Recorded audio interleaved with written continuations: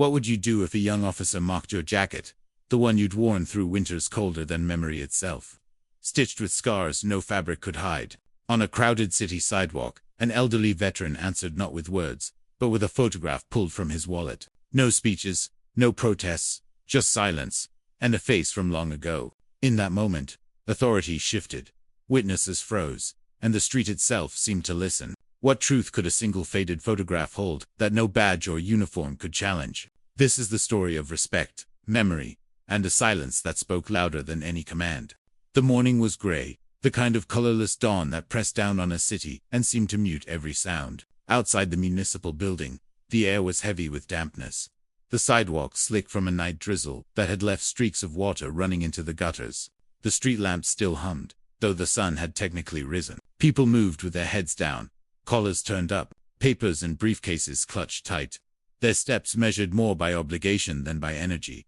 Among them was an elderly man who walked at a slower pace, his cane tapping with each step, a rhythm that belonged neither to rush hour nor to youth. He wore a jacket that had once been olive green, but was now faded almost to brown, the color of autumn leaves pressed flat in old books. Patches still clung to the fabric, threadbare, but visible, insignia that had meaning once, though many who passed no longer knew what they represented. The man's shoulders carried the weight of years, and yet there was a steadiness in his movements, a discipline preserved in posture even when age had curved his frame. At the crosswalk, he paused. The red hand glowed, commanding stillness. Cars rolled by, their tires hissing on wet asphalt. A group of clerks cloistered at the curb glanced at him briefly, their eyes moving over the jacket as if over any other article of clothing. But one man looked longer. He was younger, tall, wearing the crisp uniform of a city police officer. His badge caught what little light broke through the clouds, polished to a shine that suggested care for appearance, if not for memory.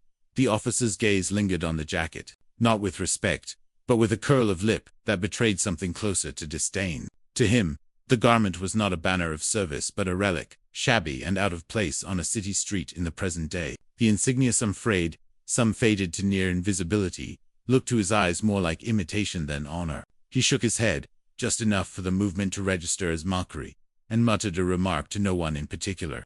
Though the words carried far enough for the old man to hear, it was not a loud insult, not something that demanded confrontation, but a dismissive comment that cut by being casual. The old man did not answer. His hand tightened slightly on the curved handle of his cane, the knuckles whitening, but he made no move to turn or respond. His eyes remained on the traffic light as if it alone deserved his attention. The silence that followed felt heavier than the remark itself. For the officer, silence could be mistaken as weakness, confirmation that the jacket was nothing more than a costume. For the man wearing it, silence was its own form of strength, though no one around him recognized it in that moment.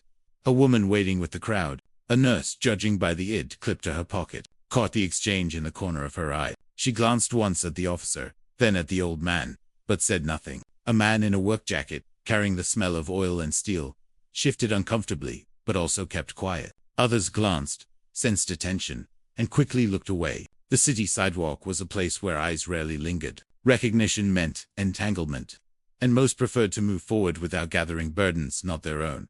The traffic light clicked. The red hand vanished, replaced by the white silhouette of a walking figure. Shoes shuffled forward. The group dispersed across the street, each stride determined by personal errands and private time. The old man lifted his cane and stepped forward with the rest, steady but unhurried, his jacket catching in the breeze that funneled between buildings. The officer watched him go, his smirk faint but lingering, and then turned his attention elsewhere, his remark already dissolving into the noise of the morning. Yet something had happened in that brief encounter, though none could name it. The officer saw only fabric, worn and colorless. The bystanders saw an exchange that did not belong to them, and the old man, whose silence held more words than anyone could guess, carried on, as though such things were neither new nor unexpected. The city swallowed the moment whole, just another minor occurrence on a gray morning, but beneath its surface, memory stirred memory stitched into the faded threads of a jacket, waiting for the time when silence would no longer be mistaken for absence. The jacket did not shine. It carried no gleam, no pressed lines, no parade ground sharpness. Its pockets sagged from years of use, its sleeves frayed at the cuffs, and the zipper stuck halfway as if it had grown weary of constant tugging. Yet this jacket, to the man wearing it, was not simply clothing. It was memory made visible. Every thread told a story that the casual observer could not read. The weight of cloth was never measured in pounds or ounces. But, in lives carried, battles endured, and seasons of hardship outlasted. Military garments often outlive the wars that birthed them. The world moves forward, uniforms change, medals are locked away in drawers, and yet, a jacket endures. Its fabric grows thinner, but its meaning deepens. What the young officer had mocked was not the cut of an old coat, but the survival stitched into it. This truth, invisible to the unknowing eye, remains palpable to those who once wore the same weight. Veterans recognize each other not through fashion, but through fragments, faded patches, worn collars. A certain discipline in the way shoulders hold themselves upright. To the officer, the insignia looked unremarkable, even false. To one trained only in the codes of present-day service, the emblems of earlier decades seemed little more than decoration. But the faded patch on the left shoulder had once marked a division that carved paths through frozen fields in Europe. The ribbon pinned above the pocket, dulled by age, had been awarded for endurance under fire, so intense that entire companies disappeared in hours. The faint discoloration across the chest was no stain of neglect, but the shadow left by a name tape once sewn there. A name repeated over radios and written in reports until battle moved beyond paperwork and into blood. Cloth remembers more faithfully than men. The fibers that brushed against mud, snow, and rain carried those textures into the present. On cold nights in foxholes, this same jacket had been pulled tighter around shivering shoulders. Its thin barrier, the only shield between a body and frostbite. On marches, sweat had soaked it until the salt left white streaks down its surface. On days of reprieve, it had been rolled into a makeshift pillow against the side of a transport truck. Over time, a garment ceases to be fabric alone. It becomes an archive of moments layered so densely that every fold carries memory. Yet, on the city sidewalk, none of this could be seen. The jacket hung like any other coat might hang, and its stories remained silent unless one knew how to listen. This is the paradox of such garments. Their meaning grows with age, even as their outward appearance diminishes. To strangers, they resemble discard. To their owners, they carry weight that nothing new could replace. That weight cannot be measured by the tailor's scale, but by the unseen hands of comrades who once clapped the shoulder, the officers who once pointed toward objectives, the medics who once checked for wounds beneath its folds. The old man felt that weight every time he put it on. It was heavier than wool alone should be, heavier even than the medals it once bore. He wore it not for display, but because it was part of him.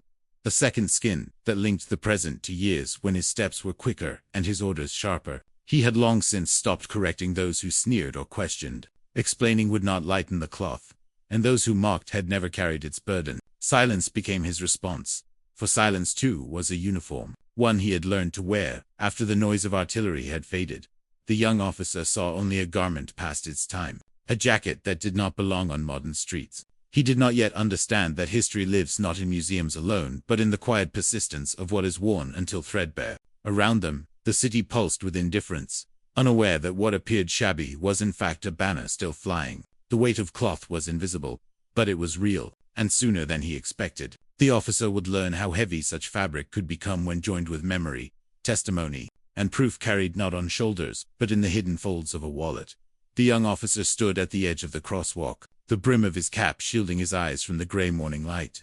His uniform was immaculate. The dark fabric had been pressed just hours earlier, each crisp sharp, the badge polished until it reflected even the dimmest glimmers from the overcast sky. His boots clicked against the pavement, with each small shift of weight. The rhythm, a steady reminder of training, drilled into him at the academy. He looked like efficiency molded into human form, straight posture, clipped movements, voice quick and precise. Through that lens, the world around him appeared ordered into categories. There were those who followed the rules, and those who stood out as exceptions. The old man, in his faded jacket, belonged instantly to the latter group. The officer's glance had carried the weight of that judgment, long before his mocking words slipped out. It was not the man himself he saw, but the worn fabric, the dulled patches, the suggestion of something once important but now forgotten. For the officer, authority was contained in documents and appearances. A laminated ED, a badge with a number, a name stitched onto a crisp uniform. These were the signs of authenticity. Anything outside that framework carried no value. The patches on the man's jacket seemed to him no more than curiosities, decorations without certification. He had been taught to check papers, not stories. His training emphasized procedure, not memory. A jacket without official standing was, to his eyes, merely an old coat.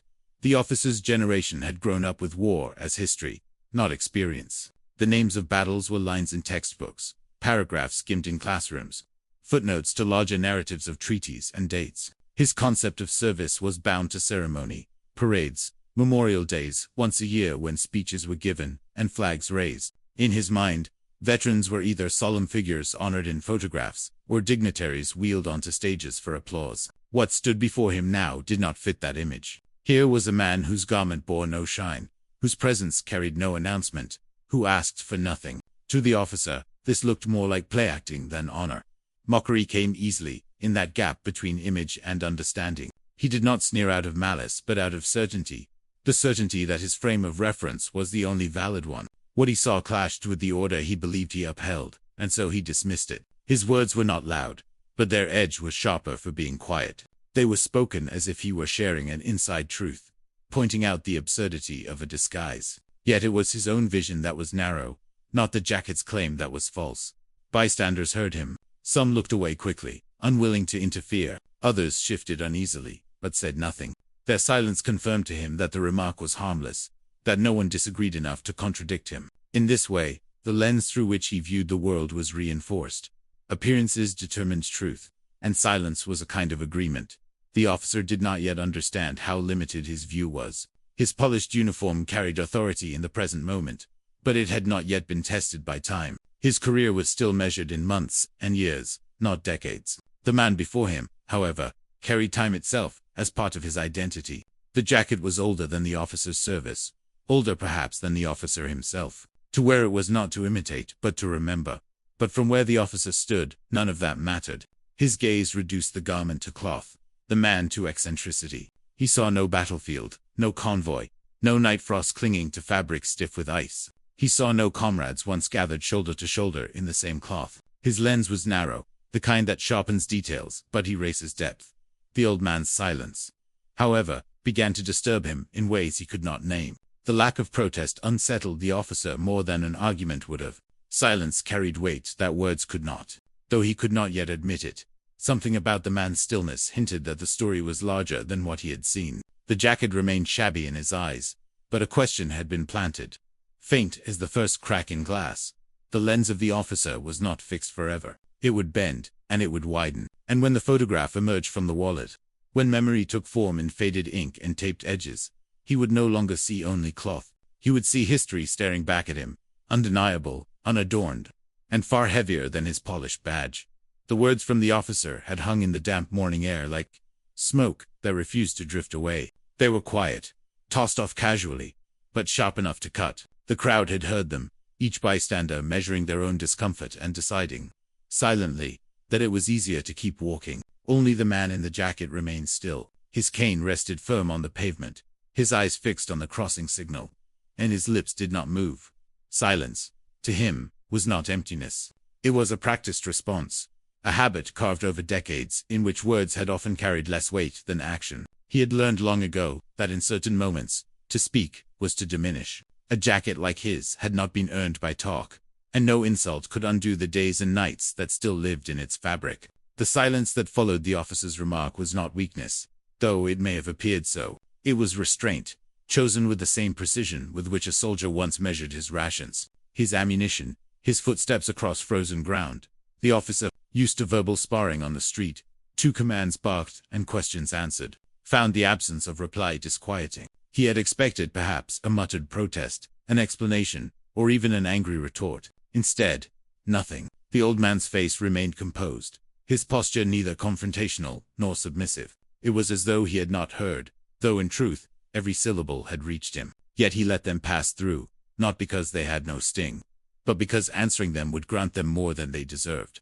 This silence was not new. The man had worn it before on long transports, where hours passed without speech, in trenches where unnecessary sound risked drawing fire, in hospital wards where words could not ease the sight of missing limbs. In those places, silence had not been a void but a shield, a way of holding back despair and waiting for dawn. On the sidewalk now, it served the same purpose. The years had taught him that dignity often survives best when it is unspoken. Around him, the city moved, shoes slapped pavement, buses groaned as they pulled away from stops, horns sounded distantly. All of it washed over the moment, but the silence held. It created a pocket of stillness, in which the officer grew increasingly uneasy. His smirk faltered not because he regretted his words, but because they had not achieved the effect he imagined. What was mockery worth if it failed to provoke? The jacket, and the man within it, had absorbed the insult and left no visible mark. The nurse at the curb glanced again at the old man, her eyes catching the way he stood, unmoved. She had seen silence before in patients who bore pain without complaint, and she recognized a similar discipline here. The mechanic shifted his weight, understanding something unspoken about pride and work worn into fabric. Even without words, the old man was speaking to those who knew how to listen. His stillness carried more weight than any argument. The crosswalk light changed. The white figure blinked to life, and the crowd began to move. The old man lifted his cane, stepped forward, and crossed the street with measured pace. He did not hurry, did not glance back at the officer, did not invite further exchange. His silence followed him, a cloak as real as the jacket itself. To those watching closely, it seemed less like avoidance and more like judgment. By saying nothing, he had left the officer's words standing alone, exposed for their shallowness. The officer turned slightly, his gaze lingering longer than he intended. Something about the man's refusal to answer had unsettled him. Silence, he realized dimly, could be louder than speech. Yet pride kept him from acknowledging it, and so he adjusted his cap, looked away, and busied himself with routine. Still, the moment would not leave him easily. It would return later, when the photograph came out, when silence gave way to proof. For now, the old soldier walked on, his cane tapping against wet pavement, each strike of wood against stone marking time with the patience of one who had survived far worse. Silence had been his answer in foxholes, in hospitals, in long years of waiting for recognition that often never came. It was his answer now. What the officer mistook for weakness was, in truth, the strongest reply the man could give. The crosswalk emptied, and the crowd thinned as the city resumed its rhythm. Cars hissed across wet asphalt, pigeons scattered at the honk of a horn, and the officer, though appearing occupied with scanning the street, kept glancing toward the figure in the jacket. The old man had reached the opposite curb now. He stopped briefly, his hand adjusting the cane, and with a small, deliberate motion, reached inside the faded folds of his jacket. From the inner pocket he drew not a phone, not a modern card case, but a wallet. Leather, once dark, now softened into a color somewhere between brown and gray. Its edges cracked and rounded, the surface crochetted with creases that told of decades of being opened and closed. It was thick, not from money. Few carried cash like that anymore, but from slips of paper, folded notes, perhaps cards, all layered into its narrow frame. It was the kind of wallet that was less a holder of currency than an archive of a man's life. The officer noticed. Something in the movement caught his eye, for it was not hurried, not nervous. The old man unfolded the wallet with care, as if the act itself demanded reverence. His fingers, gnarled but steady, eased apart the cracked folds, until the interior lay open. Inside were compartments stained from years of use, the stitching loose in places, but each pocket still carrying its burden. The onlookers who lingered, those who had seen the earlier remark and felt uneasy, watched now with a curiosity they could not explain. The wallet did not gleam or impress, but its age commanded attention. Objects like this did not survive without reason. Every mark upon its surface seemed to whisper of years, of journeys across oceans, of hospital tables, of barracks footlockers, of moves from city to city. Each time slipped back into a pocket. He reached into one of the folds and drew out a photograph. The edges were worn, reinforced with a strip of tape yellowed by time. The image itself was creased down the middle from being folded and unfolded too often. Yet despite its wear, the picture remained clear enough. A group of men standing shoulder to shoulder, uniforms smudged with dirt, expressions both weary and proud. Behind them, the outline of vehicle tanks or trucks hid, and above them a crest, a banner, a mark unmistakably military dot. The officer blinked. His earlier smirk faltered. Photographs can deceive, of course, but this one carried a patina no counterfeit could reproduce. The paper itself had aged, the ink softened, the corners rounded not by scissors but by years of being pressed against leather. There was no mistaking its authenticity. The old man held it not outward in confrontation but close, gazing at it himself for a moment before letting others see. He did not speak, did not explain, only allowed the picture to rest between his fingers, angled slightly so that those watching might glimpse what lay within. It was not a boast, but a quiet offering of evidence. The wallet sagged in his hand, the weight of years condensed into its slim frame. For decades, it had traveled with him, as constant as the jacket he wore. Where others collected credit cards or IDs, he had carried memory. That wallet had once sat in his breast pocket during nights of artillery, tucked against his chest when he slept in the mud, hidden beneath a pillow in hospital wards. It had survived moves, losses, and the slow erosion of time. Its leather bore not just wear, but witness. The bystanders drew closer, subtly, as if compelled. The nurse leaned slightly forward, eyes narrowing at the photograph. The mechanic wiped his palms against his jacket and muttered something under his breath. Even those who had not cared moments earlier sensed that the wallet carried more authority than any badge flashed under street lamps. The officer shifted his weight, his polished boots suddenly feeling heavier. He had mocked a jacket, but he could not mock what lay in that photograph. The wallet had opened more than its folds. It had opened a breach in his certainty. Objects, after all, do not argue. They simply exist, and sometimes their existence is enough to silence even the most confident. Remark. The old man tucked the photograph back into its slot, folded the wallet shut with the same care as before, and slipped it once more into his jacket. The motion was slow, deliberate, final. He tapped his cane once against the pavement and continued on. The officer, and the others gathered, were left not with an argument but with an image seared into their minds. The worn leather, the taped photograph. The quiet dignity of a man who carried proof, not in words but in silence and in the things he chose never to leave behind.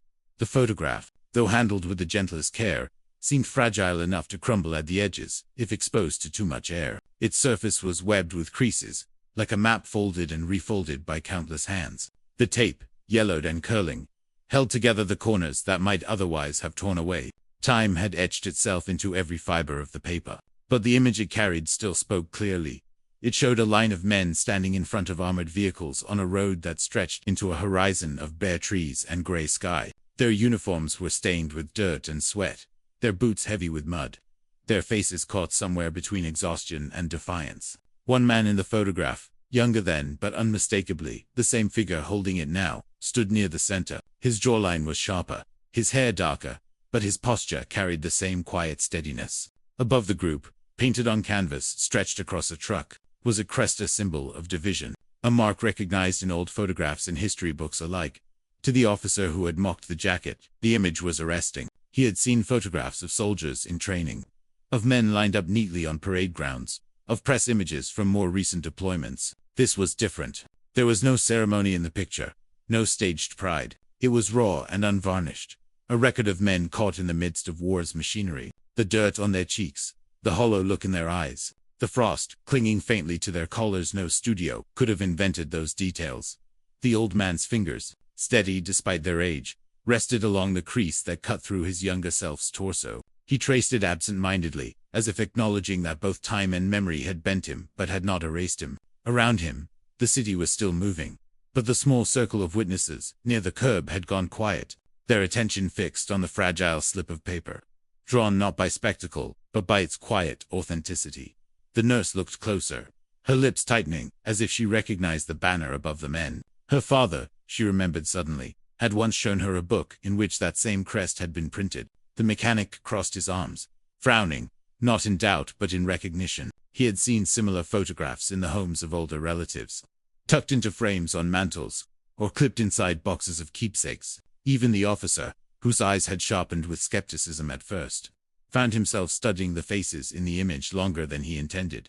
A photograph does not speak, yet it tells. It tells through the slant of light on metal helmets, through the blurred outlines of rifles leaning against vehicles, through the set of shoulders in men who knew they would march again tomorrow. It tells by showing who stood there and, more painfully, by implying who did not return. Every group photograph from war is haunted by absence, by the knowledge that not all those pictured would survive to grow old, to carry a wallet, to walk slowly across city sidewalks. The officer felt the weight of that silence pressing against him now. His earlier remark, meant to dismiss, seemed smaller with each passing second. He had assumed the jacket was costume, but the photograph transformed it. It was no longer faded fabric alone. It was living context, the physical reminder that what he had mocked had once been drenched in mud, sweat, and sometimes blood. The old man did not offer the photograph with flourish. He did not thrust it outward, demanding recognition. He held it gently, slightly angled, allowing only glimpses before turning it back toward himself. It was his to carry, his to reveal, his to close again. He let the others see enough, and then, with the same deliberate care, began folding it back toward its taped edge. For the bystanders, the image lingered longer than sight. They would remember not only what was shown, but how it was held with dignity, with restraint, without a single word spoken. For the officer, it marked the beginning of an uneasy shift. He was still young, still proud, but pride began to tangle with doubt. The photograph was too real, too heavy to ignore. He had not been there, but the man before him had, and the evidence was resting in his hand. The wallet would close again soon, but the moment could not be closed. The photograph had done what words might have failed to do. It had forced recognition. What the jacket had suggested, the image confirmed. And with that confirmation, silence gained a new authority, one that no mocking comment could undo. The photograph lingered in the officer's mind longer than he expected. It was not only the image itself, but the way it had been produced quietly, without drama, almost reluctantly, that unsettled him. He had spoken his words as one speaks casually, without consequence. But the response had not been an argument or a challenge. It had been the unveiling of something far heavier than words could bear. And so, for the first time since the exchange began, the officer felt himself hesitate. He leaned slightly forward, as though the motion might allow him to examine the photograph more closely. The faces in it were not abstractions. They were men. Their eyes, caught by the camera, carried that hollow determination of those who had already seen too much. The officer noticed the younger version of the man standing in front of him, his features unmistakable despite the passing of decades. The recognition struck with force. It was one thing to mock a jacket. It was another to confront undeniable evidence that the jacket's owner had once stood in a place where the stakes were survival, not ceremony. The officer's pause was not loud or dramatic. It was barely visible to those watching, but within him it echoed. Doubt, unfamiliar and uncomfortable, began to gnaw at the certainty that had fueled his earlier smirk. He felt a prickling behind his ears, a warmth that spread across his face. Not from the cold air, but from something closer to shame. He had dismissed the jacket as theater, and yet here was proof, fragile and yellowed, that it was history. The bystanders saw the shift, even if they could not name it. The nurse noticed the way the officer's eyes lingered too long, the way his chin dropped slightly as if he were no longer looking down on the man but across at him. The mechanic caught the stillness that replaced the officer's earlier swagger. It was the kind of pause that happens when a man begins to realize he has spoken out of turn. The old man did not press his advantage. He offered no words to deepen the officer's discomfort. He only held the photograph steady for a moment longer, before folding it back with deliberate care and sliding it into the wallet. His silence had always been heavy, but now it seemed to gather weight, filling the space the officer's earlier confidence had vacated. The pause deepened because the old man refused to fill it. The officer shifted his boots against the pavement, the sharp click sounding louder than he intended. He adjusted his belt, glanced briefly at the traffic signal, and then looked back again. It was as if he could not quite allow himself to disengage. Something demanded he stay, that he reckon with what had been shown. Yet pride held him still. Apologies did not come easily, and they certainly did not come on crowded sidewalks. So he stood in that uneasy middle ground, no longer mocking, not yet contrite, but forced into quiet dot. In that pause, the photograph did its work. It rewrote the jacket in the officer's vision. Where he had seen only faded cloth, he now saw weight. Where he had seen imitation, he now saw service. The patches no longer looked like decoration, but like scars. Each stitch hinted at nights in mud, days in cold, marches that did not end with parades. The city around them continued as before. Cars honked, footsteps echoed, pigeons fluttered upward in startled arcs. Yet within the small circle of witnesses, time slowed. The officer's silence was new and uneasy. The old soldier's silence was practiced and unshakable. The contrast was plain to see. One man paused because he was unsettled. The other stood still because he had nothing to prove. The moment stretched, longer than any of them expected. And then the old man tapped his cane once, a sound small but sharp, like a gavel striking. He turned to walk on, his wallet returned, his jacket closed, his dignity intact. The officer did not stop him. He only watched the photograph etched into his mind, as deeply as the lines on the old man's face. It was only a pause, but pauses change things. They interrupt certainty. They pry open room for recognition. For the officer, it marked the first crack in his lens, the first sign that his earlier judgment had been shallow. He said nothing, but his silence was different now. It was not the silence of superiority, but the silence of someone beginning to learn. The sidewalk was never meant to be a stage.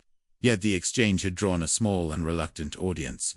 People who would normally have passed without notice now lingered near the curb, their attention held not by noise, but by the gravity of silence. What began as a casual remark and a muted response had become something heavier, and though no one announced it, the gathering of witnesses had already taken shape.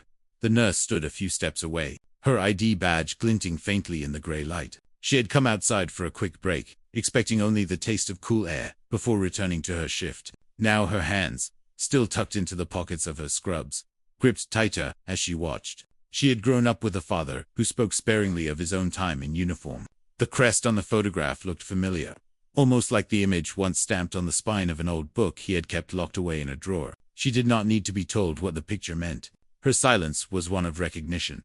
The mechanic lingered near the entrance of the building, the smell of oil still clinging to his clothes. He had spent decades repairing engines, and his memory carried the rhythm of conversations with older men who had served before him. They had shown him photographs like this one, though never displayed proudly, always produced cautiously, as if afraid they might be dismissed. The wallet in the old man's hand, and the way he held it, felt familiar. The mechanic crossed his arms and stayed, unwilling to look away.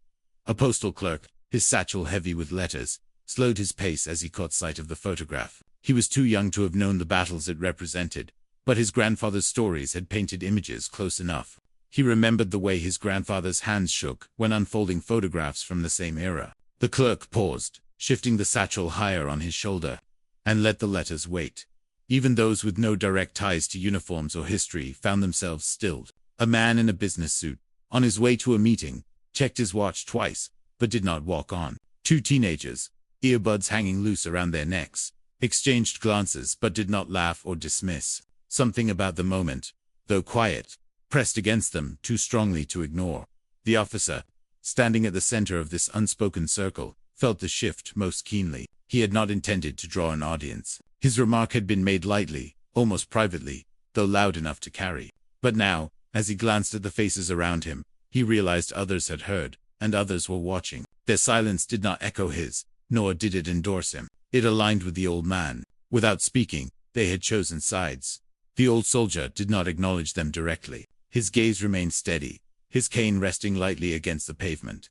The wallet returned to its place within his jacket. Yet his very stillness allowed the gathering to continue. It was as though his silence created space into which others stepped, unwilling to leave him isolated under mockery. In that small assembly, the street was transformed. It was no longer only a place of traffic lights and morning errands. It became a chamber of recognition, a place where truth emerged not by proclamation but by witness. The jacket, once seen as shabby cloth, now carried weight through the eyes of those who paused to see it differently. The officer, for all his training, was learning that authority is not held only in a badge or in youth, but also in the collective recognition of those who observe and remember. The nurse shifted her stance and murmured softly, almost to herself, "Sir." The word was barely audible, but it passed through the gathered group like a subtle affirmation. The mechanic gave the smallest nod, the kind of acknowledgement given in workshops and barrooms to men who had endured more than they revealed. No one applauded, no one cheered. Yet the silence of the witnesses became louder than any defense the old man could have spoken. When the crosswalk light changed again, many of the crowd did not move. They let the cycle of traffic flow, while they remained unwilling to let the moment dissolve so quickly. Witnesses had gathered, not by plan, not by call, but by instinct. And in their gathering, the balance had shifted. What began as a dismissal by one officer had become recognition by many. The old man adjusted the edge of his jacket and prepared to move on. He did not need the crowd's defense, yet he had it. He did not ask for recognition, yet it had come. And as he stepped forward, cane striking the pavement with steady rhythm, the witnesses carried with them an unspoken truth. They had seen something that morning worth remembering, and their silence, added to his, had become testimony. The photograph returned to the wallet. The wallet returned to the jacket, but the image did not vanish. It hung in the air, invisible, yet undeniable, a shadow superimposed upon the city street. For a few long breaths, the present felt layered with the past, as if the pavement itself had been overlaid with frozen roads from another continent, another winter, another war.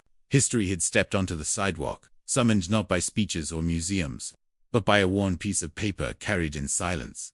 The onlookers who had gathered sensed it first. The nurse stared at the old man's jacket with new eyes.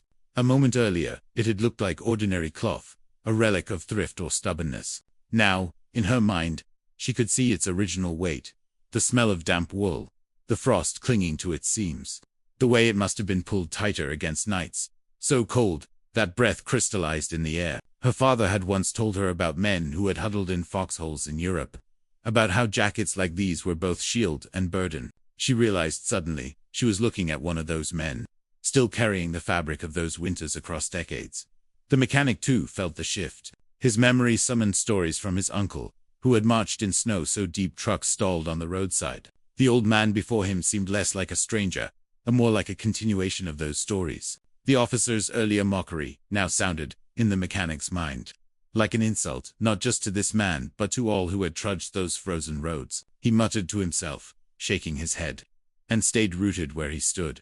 The officer himself felt the past pressing in around him. Though his boots were polished and his badge gleamed, he suddenly felt out of place, as though the sidewalk belonged less to him than to the man with the cane. He had been trained to uphold order in the present, but here was a figure who had once fought to preserve something far larger than municipal order. The photograph made it impossible to dismiss the jacket as costume.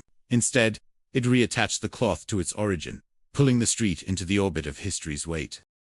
And so the city became two places at once. Cars rolled by, buses hissed to a stop, pigeons flapped against building ledges. Yet layered over this noise was another sound, the imagined rumble of convoys, the distant echo of artillery, the crunch of boots on ice. The present could not erase those ghosts. They walked silently with the man in the jacket, stitched into every crease of fabric and every fold of the photograph. History does not always re-enter the world through textbooks or memorials.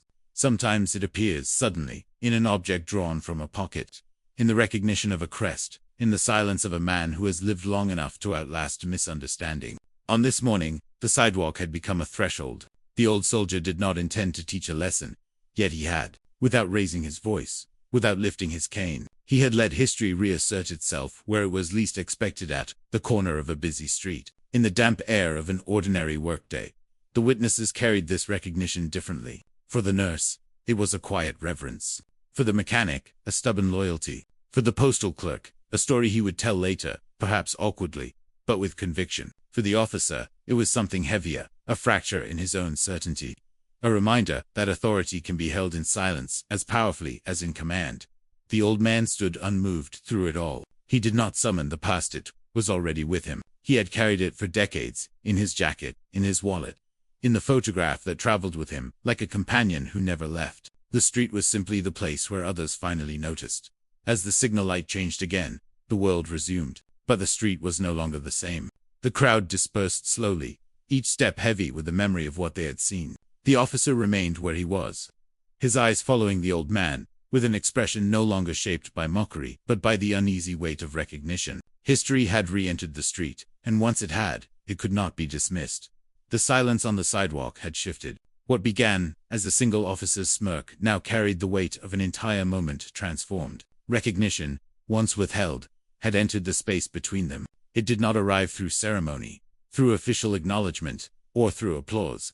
It arrived in the hush of bystanders, in the steady stillness of the old man, and in the officer's own faltering certainty. Recognition has a way of changing the air. The jacket that moments earlier had seemed nothing more than worn fabric, now looked heavier, as though it carried with it the mud of battlefields and the frost of forgotten winters. The photograph had reminded those present that the man before them was not an eccentric clinging to old garments, but a witness of history, one who had lived what others only read. The weight of that understanding pressed on everyone in the circle. The nurse, her hands still in the pockets of her scrubs, felt her throat tighten. She thought of the stories her father had refused to tell, of the pauses in his voice whenever the subject of his own service arose. Now, looking at the man across from her, she realized she was seeing what her father had carried but never named. Recognition for her was not intellectual, it was visceral. A sudden comprehension of silence as a kind of language. The mechanic shifted his boots, his jaw clenched. He had heard jokes before, comments tossed at older men who wore their uniforms or jackets in public. He had laughed at some, uncomfortable but unwilling to stand apart. Today he did not laugh. The photograph, and the quiet dignity with which it was presented, weighed against him, reminding him that his silence in the past had been complicity. Recognition carried guilt as much as respect, and the mechanic knew he would not forget the way the officer's words had fallen, flat in the face of truth. For the officer himself, recognition arrived with the sting of humiliation. His training had prepared him to command, to give orders, to uphold authority. But it had not prepared him for the authority of silence. For the authority carried in a photograph that required no explanation. He had expected his words to stand unchallenged. Instead, they now echoed back at him as shallow, hollow, almost childish. He felt the eyes of others upon him, not accusing but watching, measuring the difference between his mockery and the veteran's quiet strength. Recognition for him was heavier than for anyone else, because it was tied to his own mistake. The old man accepted it without outward sign. He did not bow his head, did not meet the officer's eyes with triumph, did not demand apology. Recognition, when it comes late, cannot restore what was lost, and he knew this. He had lived long enough to understand that respect, if not given freely, arrived too late to matter in the way it should. Yet he also knew that recognition, even when delayed, carried power. It preserved dignity not just for him but for all who had worn jackets like his, carried wallets like his, and kept photographs taped at the edges until they nearly fell apart. Recognition weighed differently on each person, but together it filled the air with something undeniable. It was more than respect. It was awareness. The bystanders left with it tucked under their coats, as if they too carried an invisible weight. The nurse would mention it later, in a hushed tone. The mechanic would recall it while scrubbing grease from his hands. Even the teenagers, who said nothing, would remember the photograph's fragile edges and the silence that had silenced mockery. The officer shifted again, his polished boots no longer steady. He adjusted his cap, straightened his shoulders, but the gestures felt hollow now. Authority, he realized, was not only about uniforms and badges. It was about truth carried without need of explanation. He looked once more at the old man's jacket, and for the first time, it appeared not shabby, but solemn. The old soldier did not seek gratitude. He did not require apology. His silence had spoken. The photograph had testified, and recognition had followed. That was enough. He tapped his cane once against the pavement, as though marking the moment, and then began to move forward. Behind him, the weight of recognition remained, pressing into those who had witnessed it, ensuring that the jacket would never again look the same in their eyes. The city street buzzed around them, yet within the small circle that had formed, the loudest presence was not the hum of engines or the shuffle of feet. It was silence. The officer had spoken first, with mockery sharp enough to draw glances, but he was not the one commanding attention now. The old man, saying nothing, had become the center of the street's gravity. His silence did not withdraw from the world. It filled it, settling over the crowd like a mantle of authority. Silence, in most daily encounters, is mistaken for weakness. A man who does not reply is often assumed defeated, his lack of words read as lack of defense. But silence from one who has endured and survived takes on another character. The old soldier's refusal to argue was not surrender, it was mastery. He had no need to explain himself to a younger man, whose experience stretched only as far as the academy's training grounds and the routines of city patrols. Where the officer had years, the old man had decades. Where the officer had a badge, the old man carried memory and authority deeper than law, because it was written in sacrifice. The bystanders sensed it. The nurse, though she said nothing, lowered her eyes slightly, as if in deference. The mechanic straightened his back, as though unconsciously falling into line. The postal clerk shifted his satchel to his other shoulder and remained still, unwilling to break the quiet that had settled. Even the teenagers, restless moments before, stood rooted, earbuds dangling like ornaments no longer needed. Silence commanded them all, and none dared to disturb it. The officer felt it most keenly. His badge had given him the comfort of being listened to, of having words carry weight by default. Now, for the first time, he saw that authority could be held without any word at all. The old man had not raised his voice, had not gestured angrily, had not even fixed him with a glare. Yet the silence pressed harder than reprimand, harder than a shouted rebuke. It was as though the air itself had turned against the officer, reminding him that dignity is not conferred by uniform alone. The old soldier's silence was not passive. It was active, deliberate, sharpened by decades of choosing when to speak and when to let silence carry the message. In foxholes, silence had saved lives. On marches, silence had preserved strength. In hospital wards, silence had been the only response to grief too deep for words. On this street, it carried the weight of all those moments combined. His silence declared, "I was there. I endured. I survived. No explanation can add to this." Recognition deepened in that silence. The photograph had opened the door, but the quiet authority of the old man kept it from closing again.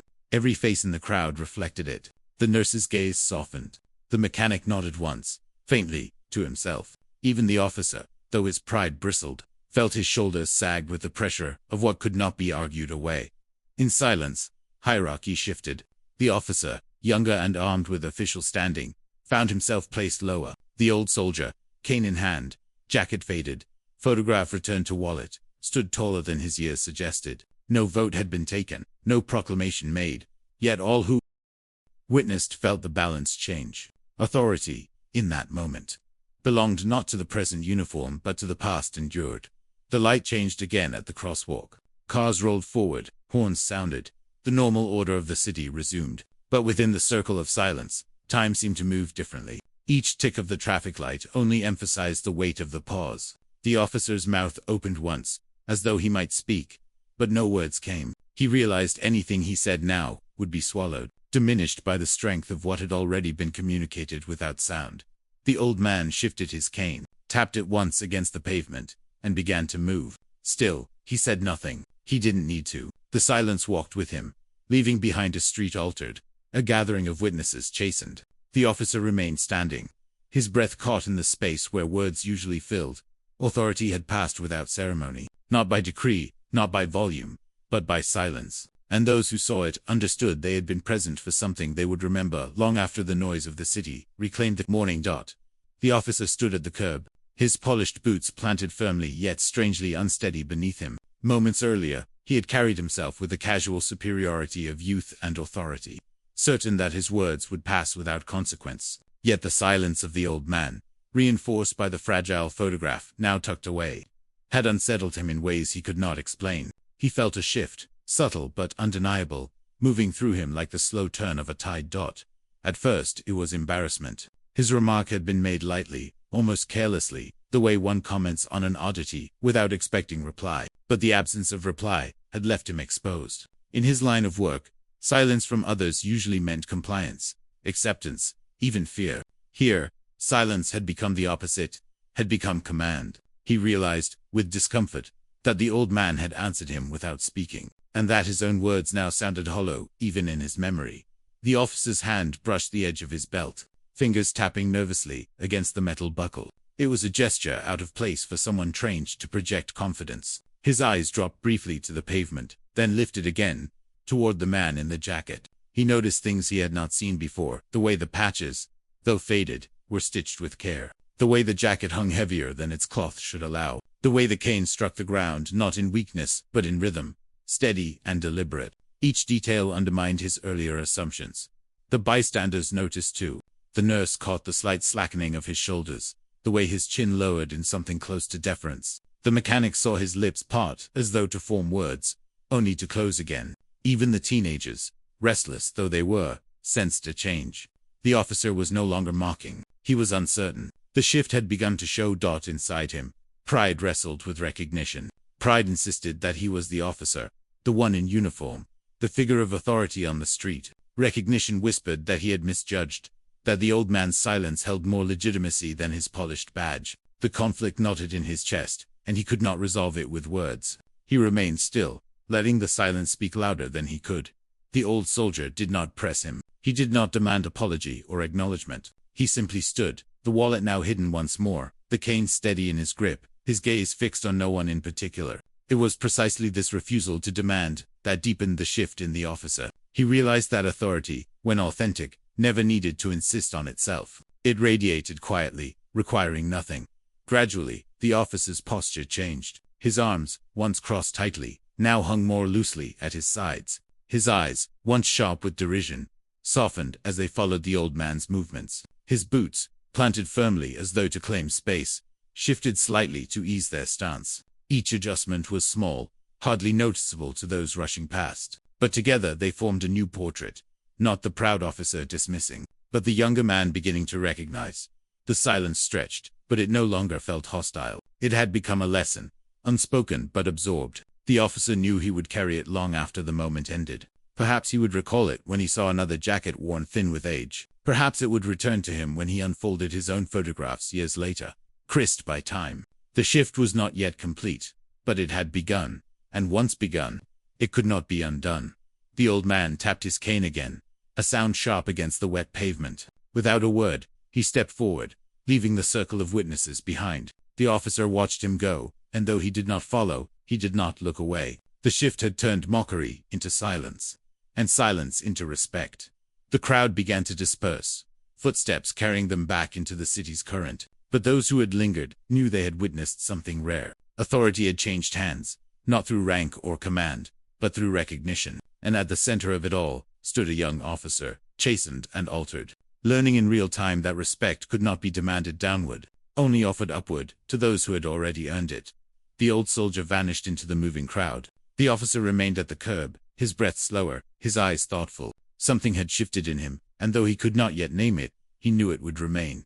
The morning city had no interest in ceremony, yet it found itself transformed into a witness stand. The cracked pavement, the rain-darkened asphalt, the glass facades reflecting muted light all seemed to hold the weight of what had just passed. Streets are usually places of noise and anonymity, where footsteps blur into one another and faces pass unrecorded. But every so often, something occurs that fixes a place into memory. The corner outside the municipal building was now one of those places. The bystanders, who had lingered, understood it instinctively. They were not participants, not even directly addressed, yet each had become part of the silent testimony. The nurse would remember the steady hand that produced the photograph. The mechanic would recall the officer's faltering smirk. The postal clerk would hold the image of the cane striking the pavement. Their memories stitched together created a ledger, not written on paper but impressed on the street itself. Even those who had walked on carried some trace. A man in a suit hurried to his meeting but found his thoughts returning to the jacket he had dismissed seconds earlier. The teenagers, restless and whispering, would later argue about what exactly they had seen, but neither would forget the weight in the silence. Witnessing requires no agreement. It is simply the act of being present when truth reveals itself. And this street had gathered its witnesses without invitation. The officer, still standing at the curb, felt that weight most of all. He had not intended to create an audience, yet now every glance seemed to press upon him. The silence of the crowd was not condemning, but it was not indifferent either. It placed him in the center of something larger than himself. For once, his uniform and badge did not make him the unquestioned authority. He was another figure in the circle of witnesses, held to account by the truth of what had been shown. The old soldier seemed unaware of the audience, or perhaps too accustomed to them to take notice. Men like him had walked city streets for decades, jackets worn, photographs carried, stories untold. Most days they went unseen, their history folded away like the wallet in his pocket. But today, for reasons no one had planned, he had been seen, not by choice, not by insistence, but by the unrelenting honesty of what he carried with him. The street itself seemed to pause, as though recognizing its own role. The rhythm of traffic lights continued, horns sounded, pigeons lifted in arcs across rooftops. Yet those who stood near felt the surroundings differently. The ordinary backdrop had become part of the record. Just as some battlefields are remembered because men once fought there, this stretch of sidewalk gained weight because truth had been revealed upon it. The witnesses did not cheer, did not speak in loud voices. Their testimony was quiet, shared in nods, in brief glances. In the simple act of remaining present longer than the traffic cycle demanded, the nurse shifted her stance, but did not walk away. The mechanic kept his arms folded, gaze fixed on the retreating figure. Even the postal clerk, his satchel heavy with undelivered mail, stayed rooted to the spot. The act of watching became the act of honoring. The officer sensed that he too was now part of the record. Whatever he said or did in the minutes that followed would be remembered, not just by him but by those who had gathered. His earlier remark would not disappear. It had been witnessed, but so too would his pause, his silence, his shifting posture. Streets are unforgiving in this way. They remember not only grand gestures, but also small humiliations and quiet redemptions. The old soldier continued on, cane tapping steadily, jacket swaying slightly in the wind. He did not look back. He did not need to. The street, the bystanders, even the officer himself, together, they bore witness. The truth had been shown, and in its showing, it had become part of the city's fabric. Later that day, the corner would look the same to passers-by. The traffic lights would change. The buses would stop. The pigeons would gather crumbs. Yet for those who had been there, it would never be the same again. The street had witnessed dignity, revealed in silence. And once a street becomes a witness, it does not forget. The photograph had been tucked away. The jacket settled once more against tired shoulders. But in the minds of those who had seen it, something lingered. It was not only the face of the young soldier in the image that remained. nor the insignia above the vehicles in the background. What clung to their thoughts was something less visible, but no less real. The memory of cold. The photograph, fragile though it was, carried with it the weight of a winter that most of them had never known. A winter that seemed to seep from its creased edges into the morning air of the city street. For the old soldier, that memory never left. Each time he slipped the photograph from its worn slot, the damp chill of decades earlier returned. He could feel it in his bones even now, though years had passed and the seasons of his life had moved on. The jacket he wore was more than fabric.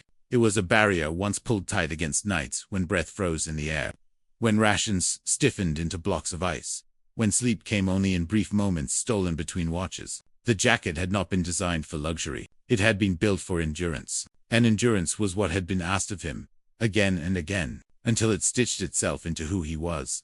The officer, though he said nothing, could not help but imagine the difference between his own mornings and those implied by the photograph. His uniform was pressed in warmth. His boots shined under electric light. His body braced against little more than the dampness of drizzle. What would it mean to wake each day with frost biting at the seams of your clothes? To stand guard when the ground itself was so frozen that it tore at the soles of your boots? He had never known such conditions, and the recognition unsettled him. The nurse thought of her father's unfinished sentences, of the way his hands sometimes trembled in winter, even by a heater. He had spoken of snow, but never explained it. She realized now he had not been speaking of weather at all, but of endurance, the kind that no fire could erase. Looking at the old man, she could almost see the outlines of that past. The long march through forests stripped bare, the endless white pressing against the horizon, the men huddled together not only for warmth but for survival. The mechanic remembered stories told in garages late at night, when older men spoke of engines that froze solid, of fuel that thickened into useless sludge, of steel so cold it cracked at the touch. He imagined the vehicles behind the men in the photograph, their hulking frames turned fragile by winter, and the soldiers forced to push them, drag them, coax them forward through impossible conditions.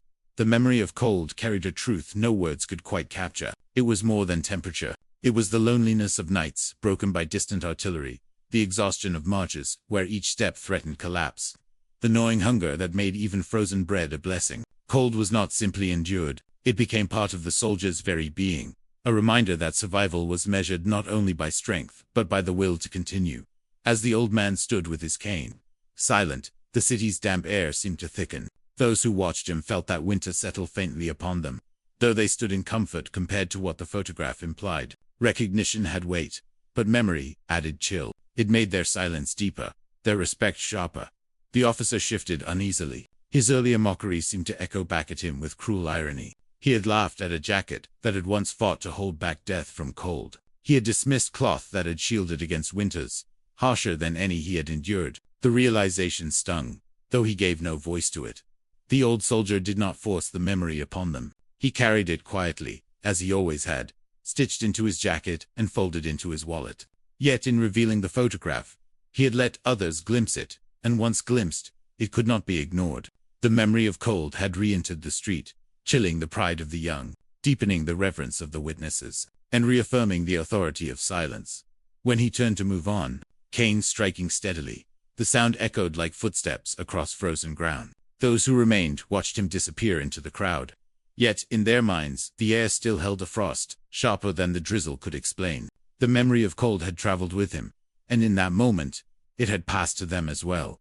The photograph, folded once more into the cracked leather of the wallet, had returned to darkness. Yet for those who had glimpsed it, the image refused to disappear. The wallet carried it quietly, close to the man's chest, but its journey extended far beyond the pocket that sheltered it. That single slip of paper had traveled farther, endured longer, and spoken louder than most words could manage.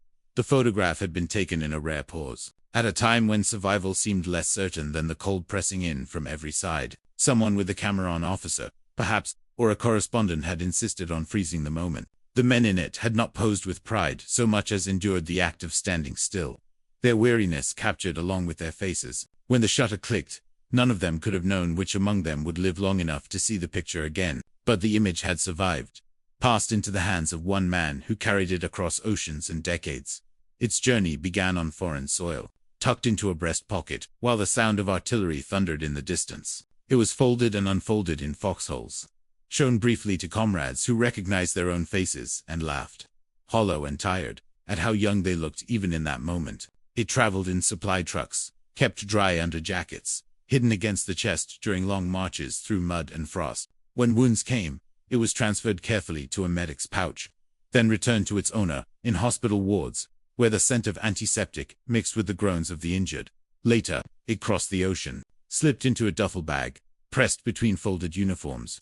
It sailed back across waters, patrolled by ships and threatened by storms. When the war ended, and men dispersed into towns and cities, the photograph became less a reminder for others than a quiet anchor for the man who carried it. In his new life among factory shifts, small apartments, family meals, it remained with him, folded and taped, the one piece of the battlefield he would not set aside. The wallet that held it changed over time. New bills were added and spent. Identification cards expired and were replaced. Receipts accumulated and were discarded. But the photograph stayed, always occupying the same slot, always folded along the same creases. The tape was added only when the paper began to fray, not to restore it to newness, but to ensure it endured. The man never carried it for display. He carried it as one might carry a scar, not to show, but to know. Every so often, it emerged. Once at a funeral, when another veteran had been laid to rest and the photograph was passed among trembling hands. Once at a reunion, decades after, when those who remained gathered and pointed out faces that had not survived the march home. Once at a kitchen table, when his daughter asked why he never spoke much about the war. Each time, the photograph spoke for him, its silence stronger than his words could ever be. Now, on the city sidewalk, the photograph had continued its journey. It had crossed into the awareness of strangers, expanded beyond his pocket into their memory. For the nurse, it had become a reminder of her father's silence. For the mechanic, a connection to the stories told in garages. For the officer, a mirror that reflected back his own ignorance. The photograph's journey was not only across space and time, but across perception, reshaping how those who saw it understood the man and his jacket. When he folded it again and slipped it back into the wallet, it was not hidden, it was only resting. Its journey was not finished. Photographs, once shown, never return fully to the dark. They continue on in the minds of those who witnessed them, carried invisibly, like a watermark. The old soldier knew this. He did not need to hold it aloft or parade it through the street. Its journey had already ensured that recognition would follow him. Long after the cane ceased its rhythm and the jacket finally rested in quiet, the old man closed his wallet, with the same deliberate care he had shown when opening it. The cracked leather folded neatly, the creased photograph returning to its place like a soldier slipping back into formation. He slid it into the inner pocket of his jacket, tapped it once with his palm, and let his hand fall to his side. The act was unremarkable to passers-by, but to those who had lingered, it marked the closing of a testimony. Evidence had been presented, and now the silence was restored. For the officer, the restoration of silence was heavier than the words that had begun the encounter. His mockery no longer hung in the air. It had been smothered by the photograph's presence. What remained was a new order, one in which he was no longer the dominant figure. He felt the shift keenly. The authority he believed belonged to his uniform returning instead to the man whose cane struck pavement in steady rhythm. The jacket he had dismissed now appeared almost ceremonial, its faded patches carrying a weight his polished badge could not rival. The bystanders recognized it as well. The nurse, who had been the first to lower her eyes in respect, felt a calm settle over her chest. The mechanic, who had crossed his arms in defiance of the officer's earlier tone, now allowed them to drop loosely at his sides. Even the postal clerk, still weighed down by his satchel of letters, seemed lighter for having witnessed the exchange. Authority, they all realized, does not always announce itself with volume. Sometimes it returns quietly, restored not by force but by endurance. The old soldier gave no speech, demanded no apology. His authority was not the kind that required enforcement. It had already been recognized, first reluctantly, then fully. He did not need to insist upon it. That was the nature of true authority. It existed whether or not it was acknowledged. By standing silently, by offering only the fragile truth of a photograph, he had allowed recognition to come to him, rather than chase after it. Now, with wallet returned and jacket closed, he resumed the posture he had carried long before the exchange began, one of steadiness, not performance. The officer shifted his stance, his boots clicking faintly against wet pavement. Pride battled with humility inside him, but humility, for once, gained ground. He did not speak, could not speak, for there was nothing he might say that would not sound smaller than the silence surrounding him. His authority, once assumed, now felt provisional. It was the authority of rules and training, not of lived endurance. He recognized this in the man before him, and lowered his eyes without realizing he had done so. The street absorbed the moment. Cars rolled by, horns sounded, pigeons scattered and returned. Yet the corner where they stood seemed marked, as though the air carried a memory now inscribed into it. Those who had witnessed the encounter would pass this place again and remember it, not for its buildings or its lights, but for the morning when authorities shifted quietly from one man to another. The old soldier began to move. His cane tapped once, then again, each sound distinct against the concrete. He walked not faster nor slower than before, but with the same rhythm that had carried him across countless streets. The photograph had spoken, the silence had judged, and authority had been restored to where it belonged. He required no further validation. For the officer, watching the man recede into the flow of the city, the lesson was plain but difficult. Authority cannot be taken lightly, nor assumed merely because of uniform or age. True authority rests in what has been endured, in the scars carried quietly, in the histories folded into wallets and stitched into jackets. He felt smaller, yet wiser, for having stood in that silence. The old soldier vanished into the crowd. The street resumed its noise, but the restoration of authority remained unshaken. A quiet truth stitched into the morning dot in the city. Encounters pass quickly, crowds follow moments whole, traffic lights reset, and the rhythm of business and bureaucracy resumes without pause. Yet, in smaller towns, stories like this one do not vanish so easily. They are recorded in quiet ways, not in official archives but in ledgers, journals, and memories that outlast the moment itself. When the old soldier turned the corner, and his cantaps faded into distance, the witnesses dispersed, but the weight of what they had seen carried with them. If the same thing had happened in a diner or at a town bench, it would already be written in ink, preserved in a register of everyday history. Small towns keep ledgers of their people, not only financial ledgers of bills and debts, but human ones, pages, in which the barber writes down a haircut unpaid, until next payday, or where the diner waitress jots the name of a man who always ordered coffee and left 2 dimes on the counter. In those pages, veterans often appear quietly. Mr. Harris to eggs toast, left early.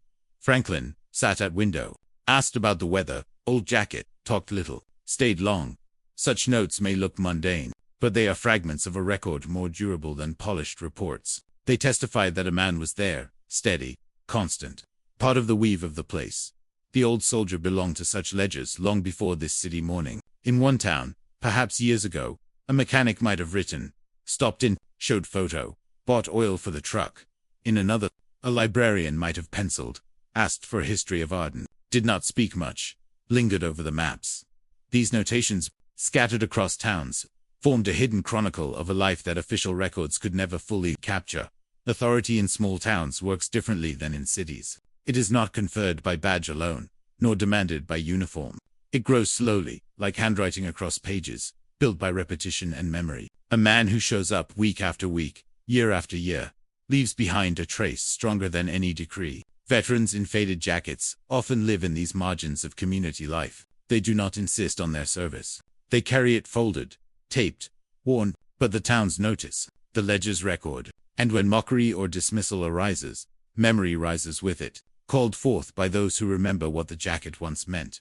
The street in the city that morning became, for a brief time, like one of those small-town ledgers.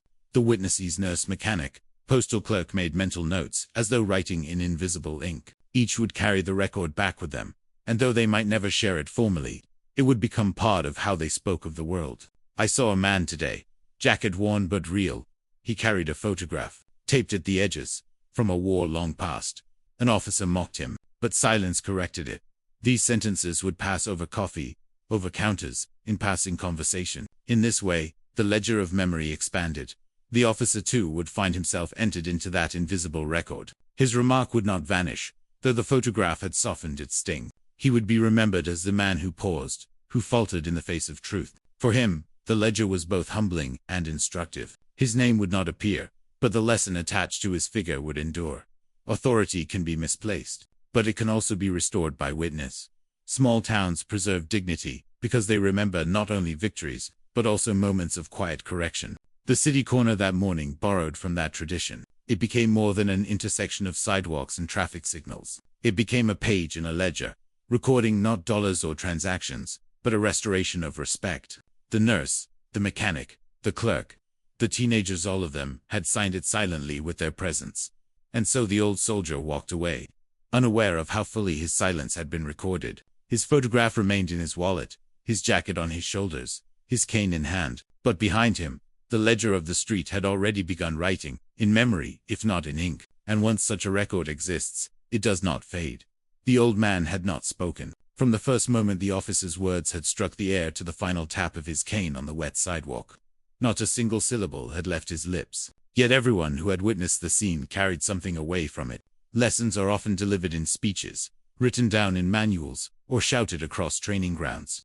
But the most enduring ones are absorbed in silence. This morning had been such a lesson, written not in chalk on a board or ink on a page, but in the absence of reply.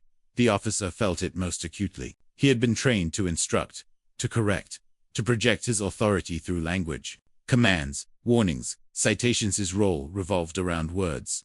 Now he found himself stripped of them. His mockery had dissolved in the weight of the old man's stillness. No lecture could have humbled him as deeply as silence had. The photograph, fragile yet undeniable, had been shown, and then the silence returned, heavier than before. In that quiet, the officer understood what his training had not prepared him for. Respect cannot be demanded downward. It must be given upward to those who earned it long before he was born. The bystanders carried the same lesson. The nurse realized she had learned more in a few minutes on the curb than in years of speeches on service. She had heard her father speak of war in fragments, but his pauses had always frustrated her. Now she recognized those pauses as deliberate. Silence, she understood, was not avoidance. It was its own kind of language, one that said more than recollections ever could. The mechanic, too, replayed the encounter in his mind. He had heard older men struggle to explain what they endured, stumbling over words that could not hold the weight of their memories. Watching the old soldier now, he finally grasped that perhaps words had never been meant to bear such weight. Silence was truer. Even the teenagers, whose ears were trained more to music and chatter, felt something stir in them. They had expected confrontation, maybe even a quarrel that could be retold as a piece of drama. Instead, they had seen stillness. It confused them at first, but confusion turned slowly into understanding. Not every answer needs sound. Sometimes the most powerful reply is restraint. The officer wanted to speak. He felt the pressure of words behind his teeth, but he also knew that anything he said would diminish the moment. An apology might have been right, but it would have sounded weak. Too late. A justification would only shame him further. And so he, too, fell into silence, learning the very language that had corrected him. In that silence, the hierarchy shifted. The man with the badge learned from the man with the cane, not through debate but through presence. The lesson was clear enough for those willing to read it. Dignity defends itself without speech. When truth is carried in scars, in photographs, in the lines of a jacket, no words are necessary. The absence of reply becomes its own judgment, one that cannot be refuted, and those who witness it cannot forget. The old man moved on, cane tapping softly, not once glancing back. His silence was not only defense, but also gift. He offered the officer and the witnesses a chance to understand without humiliation, to learn without rebuke. It was teaching by example, the kind that endures long after the noise of lectures fades. When the crowd finally dispersed, they did so quietly, each carrying a piece of the lesson with them. The nurse would speak softer to her father the next time he fell silent about his past. The mechanic would hold his tongue the next time someone mocked an old jacket.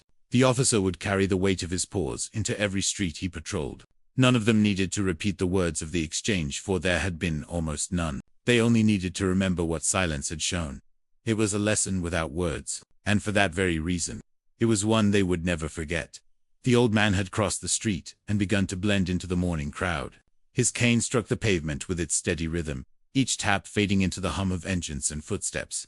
Yet the officer did not move. His eyes followed the jacket until it slipped between figures, until only the faint sway of fabric and the measured sound of wood on stone marked his passage. That last look held more weight than any order the officer had given in his career.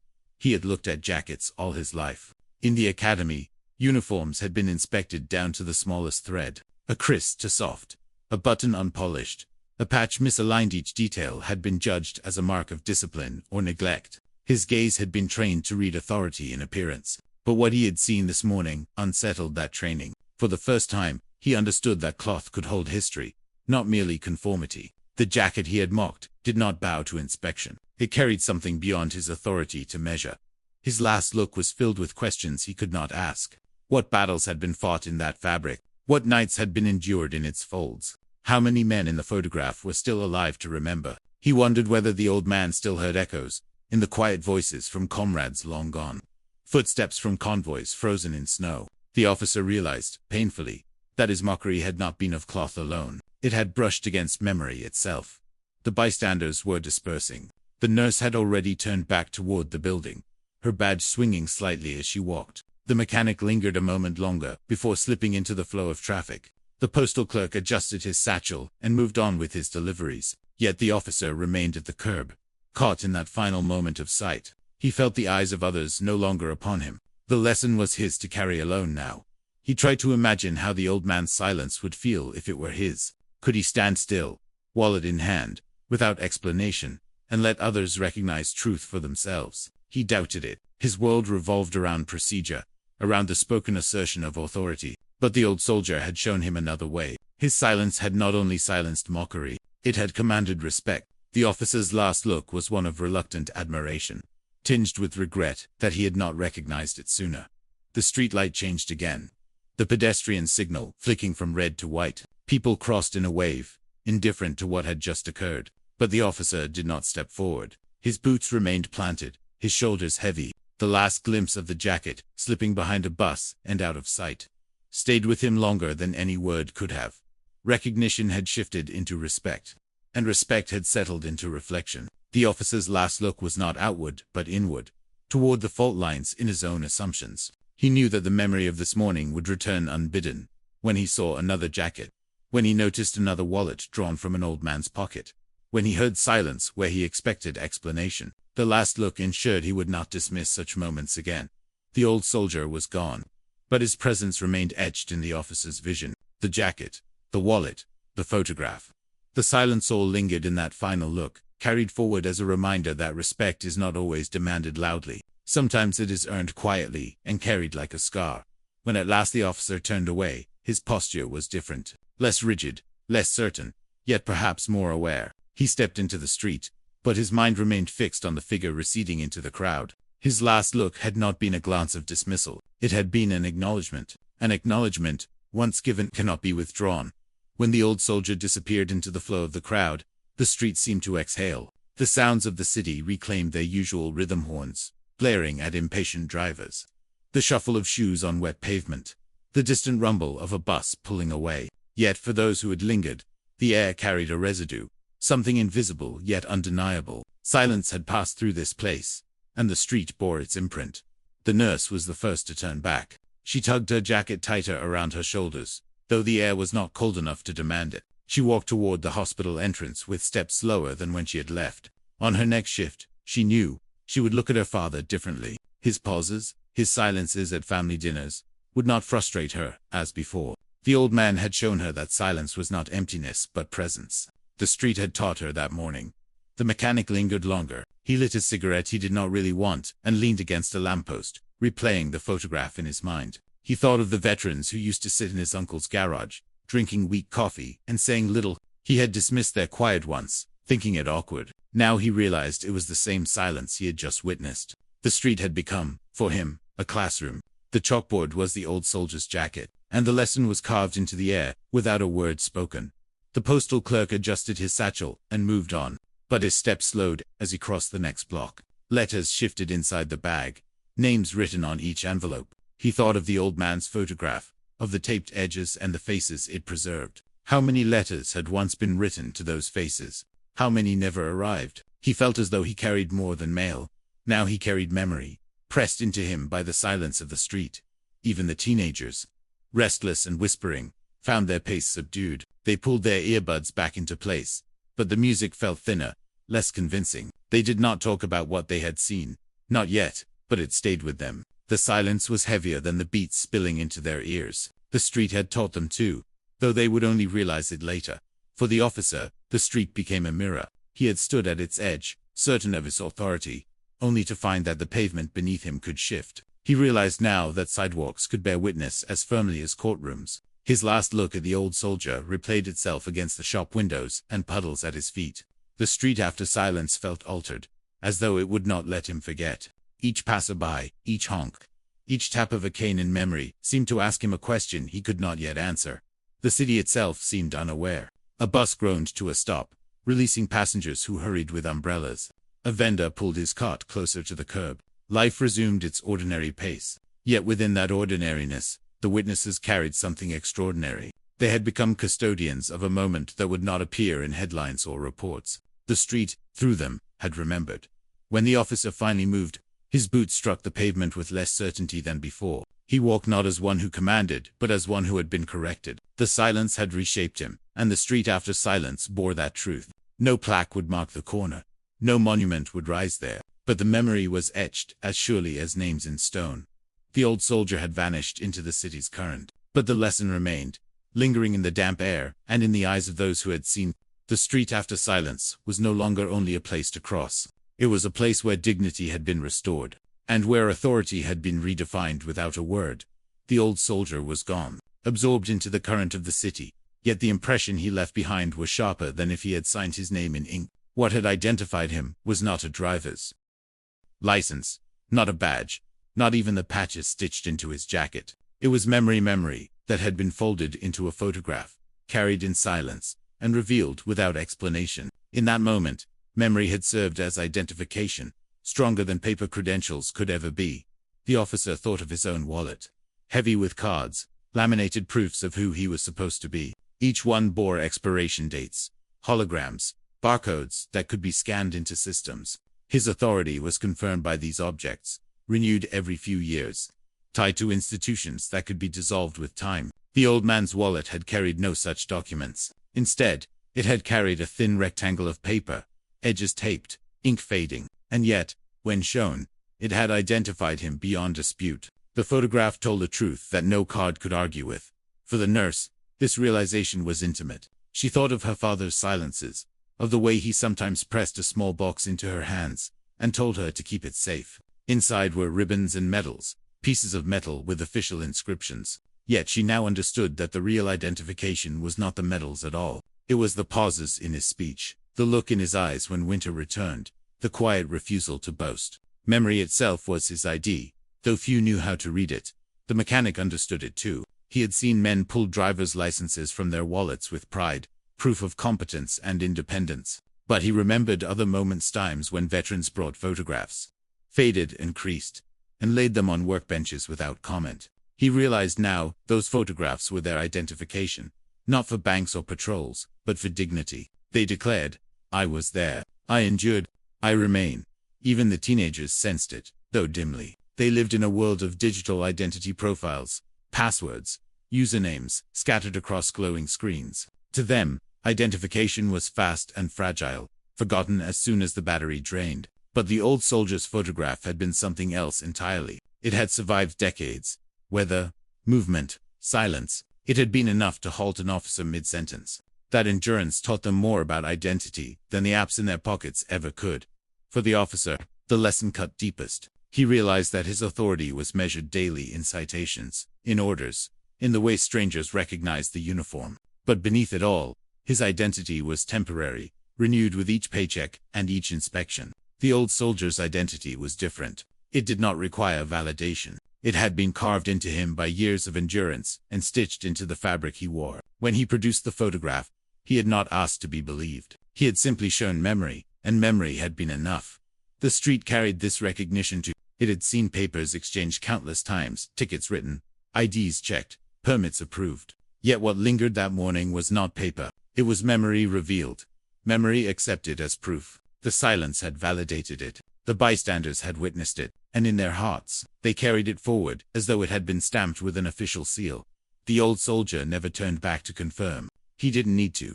He knew memory was the only identification that mattered, and he had carried it long enough to trust its power. The officer, standing still at the curb, finally understood. Authority written on cards could expire. Authority rooted in memory did not dot. And so the lesson closed where it began, with a jacket, a wallet, and silence. The man had walked on, but his identification remained behind, inscribed in the memory of those who had seen. In the end, it was memory unfailing, silent, enduring that marked who he was.